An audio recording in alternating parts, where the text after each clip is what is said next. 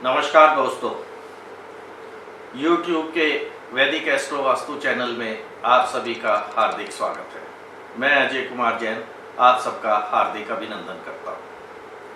दोस्तों, आप सबको विदित है, अभी 6 दिन पहले 13 मई को हमने कब भागेगा भारत से कोरोना वायरस, इस विषय पर एक ज्योतिषीय विश्लेषण प्रस्तुत किया था और उसमें ये हमने आशंका जताई थी कि ज्योतिषीय विश्लेषण से ये निष्कर्ष निकल के आया था कि 11 मई से 25 जून 2020 तक भारत में कोरोना संकट का प्रकोप अचानक से बहुत बढ़ जाएगा। कोरोना मरीजों की संख्या में अप्रत्याशित वृद्धि होगी तथा कोरोना से मरने वालों की संख्या में भी बढ़ोतरी होगी और मृत्यु दर का आंकड़ा भी अचानक से बढ़ेगा। यदि हम 11 मई से आज तक के भारत में कोरोना पीड़ित मरीजों की आंकड़ों पर नजर डालें तो हमें ज्ञात होगा कि 10 मई को रात्रि 9 बजे भारत में कोरोना मरीजों की सरकार द्वारा घोषित संख्या 62,939 थी तथा कोरोना से मृत्यु का आंकड़ा 2109 था, जो आज 19 मई की शाम तक कोरोना मरीजों की संख्या बढ़कर लगभग 1,02,000 पहुंच गई है तथा मृत्यु का आंकड़ा लगभग 3100 तक पहुंच गया है। पिछले 6 दिनों में कोरोना मरीजों की संख्या में लगभग 40,000 की वृद्धि हुई तथा मृतकों की संख्या भी लगभग 1,050 तक बढ़ गई। कोरोना कोविड-19 से पीड़ित मरीजों की संख्या और मृतकों का आंकड़ा हमारे 12 मई के ज्योतिषीय विश्लेषण की पुष्टि करता है। इसी के अतिरिक्त भी हमने ज्योतिषीय आकलन द्वारा यह भविष्यवाणी की थी कि भारत में वर्ष 2020 के अंत तक व्यापारिक और औद्योगिक गतिविधियां बुरी तरह प्रभावित होंगी। देश की अर्थव्यवस्था बुरे दौर से गुजरेगी। बैंकिंग, वित्त, निर्यात, अंतर्राष्ट्रीय व्यापार बुरी तरह प्रभावित होंगे। देश के शेयर बाजार में भारी मंदी और उथल पुथल देखने को मिलेगी। धार्मिक वैमनस्यता और उन्माद चरम पर होंगे। अपराधों में वृद्धि होगी। भूकंप, बाढ़, सुनामी, अतिवृष्टि, तूफान से जनधन हानि होने की संभावना है तथा किसी पड़ोसी देश से युद्ध जैसे हालात पैदा होंगे। आज हमारे ज्योतिषीय विश्लेषण के 6 दिन बाद ही हमें उपरोक्त सारी भविष्यवाणियां सत्य प्रतीत होने लगी हैं। आप देखें, शेयर बाजार की पिछले 3 दिनों की मंदी, विशेष रूप से 2 दिनों की मंदी, उसके पश्चात भूकंप, कितने भूकंप के झटके भारत में लग चुके हैं, दिल्ली क्षेत्र में विशेष रूप से। और इसके साथ ही वैज्ञानिकों ने भविष्यवाणी की है, इसकी पुष्टि की है कि पृथ्वी की कोर में एक प्लेटें जो हैं वो बड़ी हलचल पैदा कर रही हैं, जिससे बहुत बड़े भूकंप आने की संभावना है। अम्फान तूफान के बारे में आप सब जानते हैं, वो हमारे भारत के उड़ीसा में दस्तक देने को तैयार खड़ा है। उधर आप देखें कि पूरी अर्थव्यवस्था कैसे पटरी पर आने के लिए तैयार ही नहीं हो रही है। पड़ोसी देश चीन के साथ भी हमारे संबंध अच्छे नहीं हुए, वहां से भी ऐसे हालात पैदा हो रहे हैं, तनाव के हालात पैदा हो रहे हैं। तो कहने का तात्पर्य है कि 6 दिन में ही हमें ये जितनी भी खगोलीय घटनाएं जिनका जिक्र हमने अपनी 12 मई की वीडियो में किया था, जो भी इसमें विस्तार से जानना चाहते हैं हमारी 12 मई की वीडियो देखें तो आपको ये अनुभव होगा और ये ज्ञात भी होगा कि मात्र 6 दिन में ही हमारे द्वारा की गई सभी भविष्यवाणियां लगभग पूर्ण रूप से पूरी होती हुई नजर आ रही हैं। और इसके बाद दोस्तों, करेला और नीम चढ़ा जिसे कहते हैं, आने वाले वर्ष में 6 ग्रहण, आने वाले वर्ष में जो स्थितियां, खगोलीय स्थितियां बन रही हैं, ग्रहों का जो गोचर है वो बन रहा है, ग्रहों की जो चाल है वो सब हमें विपरीत संकेत दे रही है दोस्तों। और इसकी पुष्टि तो आपको कोरोना मरीजों से और उनके मृत्यु के आंकड़े से लगभग हो रही। और जितनी भी जो है प्राकृतिक आपदाएं हैं वो देख लो, ये पड़ोसी देशों के साथ तनाव देख लो, सब स्थितियां विपरीत ही बन रही हैं। आज हमने एक और विषय लिया है।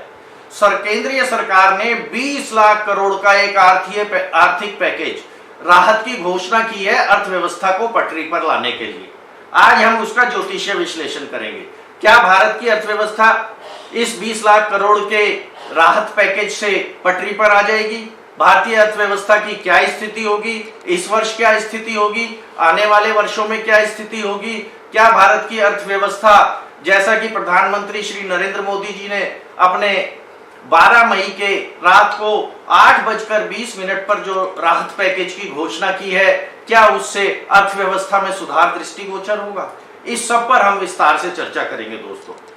आज हम 12 मई 2020 को रात्रि 8:20 पर प्रधानमंत्री द्वारा किए गए घोषणा जो राहत पैकेज की है, उस समय की कुंडली बना करके और वैदिक परंपरा के हिसाब से, वैदिक परंपरा के अनुसार भारतीय ज्योतिष में जो किसी भी शुभ कार्य को प्रारंभ करने के लिए जो मुहूर्त दिए हुए हैं, उस मुहूर्त ग्रंथों के हिसाब से, उन मुहूर्त ग्रंथों के अनुसार हम इसका ज्योतिषीय विश्लेषण करेंगे।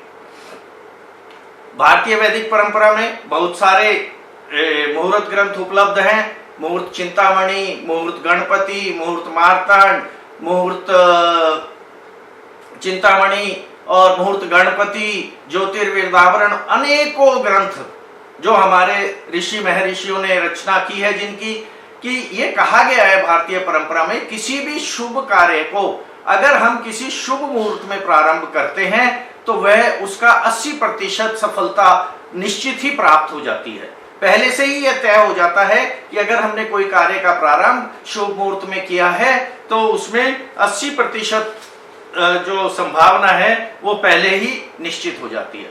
आप देखिए कि भारतीय परंपरा में हमारे सारे दैनिक कार्य हम शुभ मुहूर्त देख के करते हैं, चाहे वो गृह प्रवेश हो, चाहे वो आपका किसी प्रतिष्ठान या दुकान का शुभारंभ हो, या विवाह हो, या जितने भी संस्कार, जितने संस्कार हमारे बताए गए हैं मानव जीवन में, हम सारे संस्कारों के लिए शुभ मुहूर्त की कुंडली बनाते हैं, उसके अनुसार उसका विश्लेषण करते हैं, आकलन करते हैं और तब उस कार्य को प्रारंभ करते हैं। तो आज हम 12 मई रात्रि 8:20 जिस समय प्रधानमंत्री ने एग्जैक्ट इस आर्थिक पैकेज की घोषणा की थी, उसकी कुंडली बनाकर अर्थव्यवस्था में सुधार हेतु भारत सरकार द्वारा घोषित 20 लाख करोड़ के आर्थिक पैकेज का भारतीय अर्थव्यवस्था पर पड़ने वाले प्रभावों का ज्योतिषीय विश्लेषण करेंगे और ये ज्ञात करने का प्रयास करेंगे कि इस आर्थिक पैकेज से भारत की अर्थव्यवस्था में कोई उपयोगात्मक सुधार और वृद्धि की संभावना है अथवा नहीं। तो दोस्तों, हमने 12 मई 2020 रात्रि 8:20 स्थान दिल्ली के आधार पर कुंडली का निर्माण किया, लग्न कुंडली का निर्माण किया। वृश्चिक लग्न की एक कुंडली है। इसके द्वितीय भाव में केतु, तृतीय भाव में नीच के बृहस्पति, चंद्रमा और वक्री शनि है, चतुर्थ भाव में मंगल हैं, षष्ठम भाव में सूर्य हैं, सप्तम में अस्त बुध और शुक्र हैं, अष्टम में राहु हैं और द्वादश में गुलिक है। दोस्तों, अब हम इसका जिस प्रकार से हमारे प्राचीन ग्रंथों में उल्लेख किया है, अगर हम लग्न शुद्धि की ओर बढ़ते हैं तो हम देखते हैं कि सबसे पहले कुंडली में छठे, 8वें, 12वें स्थान में जब भी हम कोई शुभ कार्य करना प्रारंभ करते हैं तो उसमें कोई भी ग्रह नहीं होना चाहिए। यहाँ पर छठे भाव में सूर्य, अष्टम भाव में राहु और द्वादश भाव में गुलिक है, जो कि एक अशुभ संकेत है। दोस्तों, सारे के सारे ग्रह राहु और केतु के मध्य में हैं, यह भी एक अशुभ संकेत है। दोस्तों, लग्न जो कि जिससे हम ये देखते हैं कि जिसकी प्रबलता हमें ये बताती है कि कार्य के पूर्ण होने की संभावना या कार्य में सफलता होने की संभावना कितनी है, वो भी पाप कर्तरी में है। दोस्तों, एक तरफ केतु विराजमान है और एक तरफ गुलिक विराजमान है। दोस्तों, और इसी प्रकार से अगर हम आगे बढ़ते हैं, मुहूर्त ग्रंथों में हमें यह भी उल्लेख मिलता है कि स्थिर लग्न वृश्चिक है, जो भी शुभ कार्य हेतु वर्जित बताया गया है। दोस्तों, और मेष के सूर्य में षष्ठी तिथि जो है वो दग्धा तिथि होती है, जो कि अशुभ है। और यदि लग्नेश जो कि यहाँ पर मंगल है, राशि सूर्य, मंगल, गुरु, चंद्र, शुक्र बलवान हो तो कार्य की सफलता निश्चित हो जाती है। लेकिन इस कुंडली में दोस्तों गुरु, चंद्र, शनि और बुध निर्बली हैं, केवल शुक्र बलवान है जिनकी लग्न पर दृष्टि है, और बृहस्पति का कोई भी शुभ प्रभाव लग्न या लग्नेश पर नहीं पड़ रहा है दोस्तों। केंद्र में कोई भी शुभ ग्रह स्थित नहीं है सिवाय शुक्र के। लग्न लग्नेश का बृहस्पति से कोई संबंध नहीं है। जैसा कि मैं आपको बता चुका हूं, छठे, आठवें, 12वें में 3 ग्रह सूर्य, राहु और साथ में गुलिक भी उपलब्ध हैं। तो दोस्तों इसमें जो है, अब अगर हम इसको देखते हैं तो कृष्ण पक्ष की षष्ठी तिथि है 12 मई 2020 को सायकाल रात्रि 8:20 पर कृष्ण पक्ष की षष्ठी तिथि है। चंद्रमा मध्यम बली है। षष्ठी तिथि के स्वामी नाग, नंदा तिथि है, मंगलवार है। उस दिन जो वार है मंगलवार, धन संपूर्ण प्रयोजन हेतु, धन से संबंधित विनियोजन करने हेतु एक अशुभ वार है दोस्तों। उत्तराषाढ़ा नक्षत्र है जो जिसके स्वामी विश्वदेव हैं। इसके विषय में शास्त्रों में उल्लेख मिलता है कि लक्ष्य बहुत दूर है, और ये मंदाक्ष नक्षत्र है दोस्तों। मंदाक्ष नक्षत्र भी अशुभ माना गया है। सूर्य अनुराधा नक्षत्र की अग्रिम चतुर्थ नक्षत्र, यानी कि सूर्य उस दिन अनुराधा नक्षत्र में है, और उससे 4 नक्षत्र आगे चंद्रमा है जो कि उत्तराषाढ़ा नक्षत्र में है। ये शास्त्रों में अति अशुभकारी और कष्टकारी बताया गया है दोस्तों। अब अगर अपन शुभ योगों का विचार करते हैं तो इसमें आनंद आदि योग, मानस योग बनता है। चौघड़िया लाभ का है दोस्तों। मंगलवार को उत्तराषाढ़ा नक्षत्र होने को शास्त्रों में शुभ बताया गया है। और अगर हम देखें स्वतंत्र भारत की कुंडली से, और हम 12 मई 2020 की रात्रि 8:20 की कुंडली से अगर उसका तुलना करते हैं तो जो स्वतंत्र भारत की कुंडली से जो चंद्रमा आता है वो सप्तम है, जो कि मध्यम है, वो भी मध्यम बली है दोस्तों। रात्रि मुहूर्त अहिर बुधन्य है जो कि शुभ है। अब अगर इस प्रकार से हम शुभ और अशुभ लक्षणों की इस 12 मई 2020 की कुंडली में तुलना करते हैं तो दोस्तों हमें मात्र 4 शुभ योग प्राप्त होते हैं और लगभग 15 अशुभ योग हमें प्राप्त होते हैं। लग्न शुद्धि भी नहीं है दोस्तों। तो इस प्रकार से यदि हम देखते हैं तो ये निष्कर्ष निकलता है कि वर्तमान संकट भारतीय अर्थव्यवस्था की नींव हिला देगा तथा भारतीय अर्थव्यवस्था चरमरा जाएगी। 2020-21 वित्तीय वर्ष के लिए भारतीय अर्थव्यवस्था के इतिहास में सबसे खराब वित्तीय वर्ष के रूप में दर्ज किया जाएगा।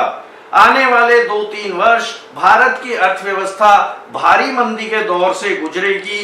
केंद्र सरकार को समय समय पर अपने इस आर्थिक पैकेज में सुधार करना पड़ेगा, इसमें रिवीजन करना पड़ेगा। इस 20 लाख करोड़ के पैकेज से भारतीय अर्थव्यवस्था में कोई भी गुणात्मक सुधार, कोई भी रचनात्मक सुधार दृष्टिगोचर नहीं होगा। विशेष रूप से इस करंट फाइनेंशियल ईयर में, यानी कि जो वर्तमान में वित्तीय वर्ष चल रहा है 2020-2021, इस समय में भारतीय अर्थव्यवस्था बहुत बुरे दौर से गुजरेगी। यहां तक कि भारतीय अर्थव्यवस्था की नींव चरमरा जाएगी, इसकी चूल्हे हिल जाएंगी दोस्तों।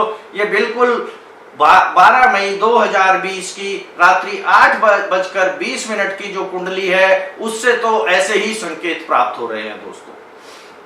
और आने वाले, अब आप देखिए इस वर्ष में भी 6 ग्रहण हैं, इस प्रकार से ये, और आने वाले वर्ष में भी फिर 6 ग्रहों का योग बन रहा है 2021 में भी, वो भी किसी प्रकार से अच्छा नहीं है। तो ग्रहों की चाल को देखते हुए, सारी खगोलीय घटनाओं को देखते हुए हम निश्चित रूप से ये कह सकते हैं, हमारा ज्योतिषीय आकलन ये कहता है, हमारा ज्योतिषीय विश्लेषण ये कहता है, किसी भी प्रकार से भारतीय अर्थव्यवस्था में इस वर्ष तो कोई भी सुधार, कोई भी गुणात्मक सुधार, कोई भी रचनात्मक सुधार आपको दिखाई नहीं देगा। चारों तरफ ये जो है बिल्कुल हाहाकार मचेगा। उद्योग धंधे, बैंकिंग, वित्त, शेयर बाजार, रुपए पैसे से जुड़े जितने भी क्षेत्र हैं उन सब में आपको बहुत अधिक मंदी दिखाई देगी, बहुत अधिक मंदी के दौर से गुजरेगी। सारी व्यापारिक गतिविधियां, सारी औद्योगिक गतिविधियां, सारी बैंकिंग व्यवस्था, सारी वित्तीय व्यवस्था, ये सब बहुत बुरे मंदी के दौर से गुजरेगी और इसमें कोई भी सुधार दृष्टिगोचर होने को प्रतीत नहीं हो रहा है। अनएम्प्लॉयमेंट, बेरोजगारी की समस्या भारत के सामने मुंह भा करके खड़ी होगी और बेरोजगारी की समस्या का समाधान ये 20 लाख करोड़ का पैकेज किसी भी दृष्टि से नहीं कर पाएगा दोस्तों। तो जिस समय भारत सरकार ने, प्रधानमंत्री मोदी जी ने इस 20 लाख करोड़ के पैकेज की घोषणा की है, अगर उस समय के कुंडली बना करके ज्योतिषीय विश्लेषण और ज्योतिषीय आकलन किया जाता है तो ये बहुत निराशाजनक है। इससे हमें कोई भी शुभ संकेत प्राप्त नहीं हो रहे हैं दोस्तों। और हम ये कह सकते हैं कि ये 20 लाख करोड़ का आर्थिक राहत पैकेज भारत की अर्थव्यवस्था को सुधारने में, उसको पटरी पर लाने में अपना कोई योगदान विशेष रूप से नहीं दे पाएगा और भारतीय अर्थव्यवस्था एक बहुत बुरे मंदी के दौर से गुजरने वाले है दोस्तों। तो आज के लिए इतना ही। अगर मेरी ये वीडियो आपको पसंद आई हो तो इसे लाइक और सब्सक्राइब अवश्य करें। धन्यवाद, नमस्कार।